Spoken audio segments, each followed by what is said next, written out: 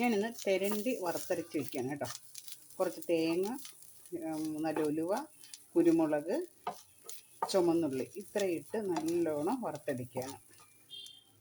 അപ്പോൾ തേങ്ങയൊക്കെ മൂത്തിട്ടുണ്ട്. ഒരു 1/4 ടീസ്പൂൺ മഞ്ഞൾപ്പൊടി, 1.5 സ്പൂൺ കാശ്മീരി മുളക് പൊടി, 3 സ്പൂൺ മല്ലിപ്പൊടി,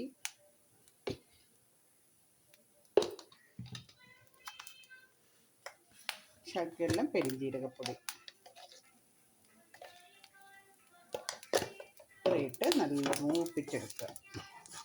എല്ലാവർക്കും എൻ്റെ വീഡിയോ ഇഷ്ടപ്പെടുകയാണെങ്കിൽ ലൈക്ക് ചെയ്യണം, ഷെയർ ചെയ്യണം, സബ്സ്ക്രൈബ് ചെയ്യണം. നമ്മൾ തെരണ്ടിയാണ് കറി വയ്ക്കുന്നത്. തെരണ്ടി വറുത്തരച്ച് വയ്ക്കണം കേട്ടോ. കണ്ടില്ലേ, എല്ലാം മൂത്തിട്ടുണ്ട്. നമുക്ക് തണുക്കുമ്പോൾ അരച്ചെടുക്കാം. എളുപ്പം ചെയ്യാം. അപ്പോൾ തേങ്ങയൊക്കെ നല്ലോണം മൂത്തിട്ടുണ്ട്. എല്ലാവർക്കും എൻ്റെ കൃഷ്ണാമൃതം ചാനലിലേക്ക് സ്വാഗതം. അപ്പോൾ ഇന്ന് ഞാൻ ചെയ്യാൻ പോകുന്നത് തെരണ്ടി വറുത്തരച്ച കറിയാണ് കേട്ടോ. അപ്പം എന്താണ്ട് തേങ്ങയൊക്കെ നല്ല മൂത്തിട്ടുണ്ട്. ഇനി നമുക്കിത് അരച്ചുകൊണ്ട് വരാം. ഇപ്പം ഞാൻ കുറച്ച് വെള്ളത്തിനകത്ത് വടക്കം പുളി ഒന്ന് തിളപ്പിക്കുന്നുണ്ട് കേട്ടോ. തിളച്ച് വരുമ്പോഴത്തേക്ക് അതിനകത്ത് നമുക്ക് പച്ചമുളക് ഇടാം.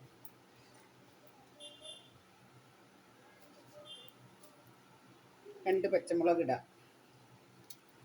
അതിൻ്റെ കൂടെ ഒരു തക്കാളി, അതിൻ്റെ കൂടെ ഒരു തക്കാളി,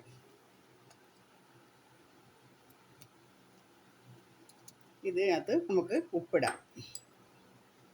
1 സ്പൂൺ ഉപ്പിടാം. ഇത് കിടന്ന് തിളച്ച് വേകുമ്പോഴത്തേക്ക് നമുക്ക് അരച്ചുകൊണ്ട് വരാം. അപ്പോൾ തക്കാളിയും പുളിയും പച്ചമുളകും എല്ലാം തിളച്ചിട്ടുണ്ട്. ഉപ്പും ഇട്ട് അതിനകത്തോട്ട് നമുക്ക് അരപ്പൊഴിക്കാം.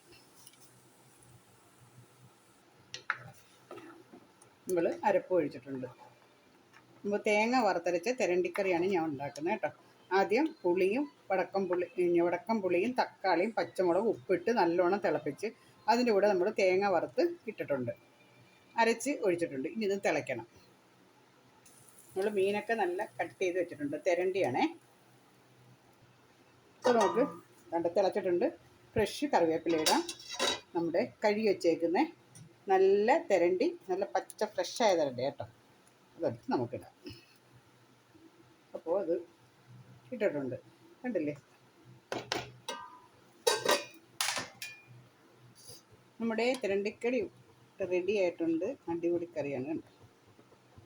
ഇനി ഇത് ഇത്തിരി ഒന്ന് തണുക്കുമ്പോൾ നല്ല മുളകൊക്കെ തെളിഞ്ഞ് വരും. അതുവരെയും നമ്മൾ ക്ഷമിച്ചിരിക്കണം കേട്ടോ. ചട്ടി തന്നെ അടച്ചു വെച്ചേക്കണം. ഉപ്പുണ്ടോ എന്ന് നോക്കാം.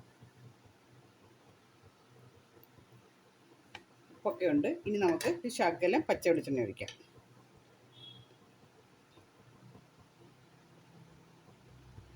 ഇങ്ങനെ തന്നെ അടച്ചു വെച്ചിരുന്നാൽ മതി. കറി നമ്മൾ കഴിക്കാൻ നേരത്ത് മാത്രം ഇനി എടുക്കുക.